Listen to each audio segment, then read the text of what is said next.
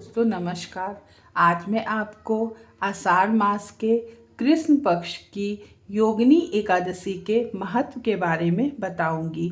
अगर आपको मेरी वीडियो पसंद आती हो तो मेरे वीडियो को लाइक शेयर सब्सक्राइब करें। आइए सुनते हैं महात्म्य। युधिष्ठिर ने पूछा, वासुदेव, आषाढ़ के कृष्ण पक्ष में जो एकादशी होती है उसका क्या नाम है? कृपया उसका वर्णन कीजिए। भगवान श्री कृष्ण बोले, नृपश्रेष्ठ, आषाढ़ के कृष्ण पक्ष की एकादशी का नाम योगिनी है। यह बड़े बड़े पातकों का नाश करने वाली है। संसार सागर में डूबे हुए प्राणियों के लिए यह सनातन नौका के समान है। तीनों लोकों में ये सारभूत व्रत है। अलकापुरी में राजा धीराज कुबेर रहते हैं। वे सदा भगवान शिव की भक्ति में तत्पर रहने वाले हैं। उनके हेममाली नाम का एक यक्ष सेवक था जो पूजा के लिए फूल लाया करता था। हेममाली की पत्नी बड़ी सुंदर थी। उसका नाम विशालाक्षी था। वह यक्ष कामपास में आबद्ध होकर सदा अपनी पत्नी में आसक्त रहता था। एक दिन की बात है, हेममाली मानसरोवर से फूल लाकर अपने घर में ही ठहर गया और पत्नी के प्रेम का रसास्वादन करने लगा। अतः कुबेर के भवन में ना जा सका। इधर कुबेर मंदिर में बैठकर शिव का पूजन कर रहे थे। उन्होंने दोपहर तक फूल आने की प्रतीक्षा की। जब फूल का समय व्यतीत हो गया तो यक्षराज ने कुपित होकर सेवकों से पूछा, यक्षो दुरात्मा, हेममाली क्यों नहीं आ रहा है? इस बात का पता तो लगाओ। यक्षों ने कहा, राजन, वह तो पत्नी की कामना में आसक्त हो अपनी इच्छा के अनुसार घर में ही रमण कर रहा है। उसकी बात सुनकर कुबेर क्रोध में भर गए और तुरंत ही हेममाली को बुलाया और देर हुई जानकर हेममाली के नेत्र से भय से व्याकुल हो रहे थे। वह आकर कुबेर के सामने खड़ा हुआ। उसे देखकर कुबेर की आंखें क्रोध से लाल हो गईं। वे बोले, ओ पापी, ओ दुष्ट, ओ दुराचारी, तूने भगवान की अवहेलना की है। अतः क्रोध से युक्त और अपनी उस प्रियतमा से वियुक्त होकर इस स्थान से भ्रष्ट होकर अन्यत्र चला जा।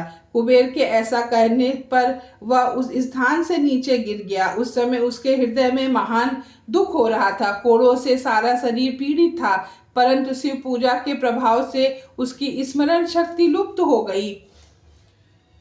पातक से दबा होने पर वह अपने पूर्व कर्म को याद रखता था। तदंतर इधर उधर घूमता हुआ वह पर्वत में शेष मेरुगिरी के शिखर पर गया।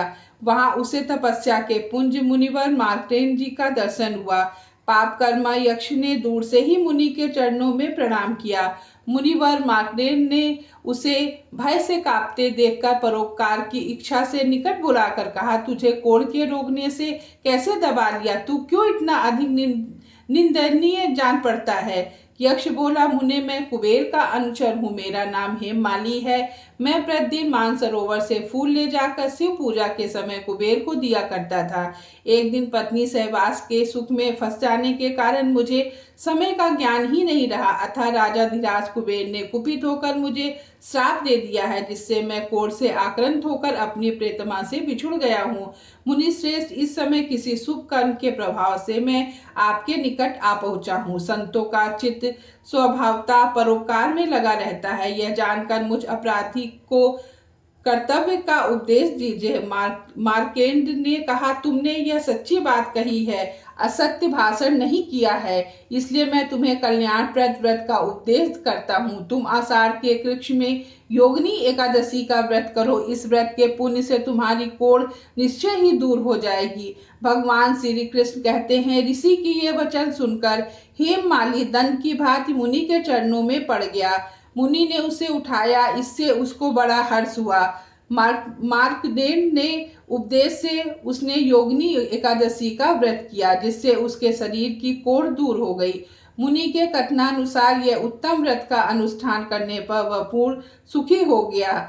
नवश्रेष्ठ, वह योगिनी का व्रत ऐसा ही बताया गया जो 88,000 ब्राह्मणों को भोजन कराता है। उसके समान ही फल उस मनुष्य को मिलता है जो योगिनी एकादशी का व्रत करता है। योगिनी महान पापों को शांत करने वाली, महान पुण्य फल देने वाली। इसके पढ़ने और सुनने से मनुष्य सब पापों से मुक्त हो जाता है। राधे राधे। मिलते हैं एक नए वीडियो के साथ।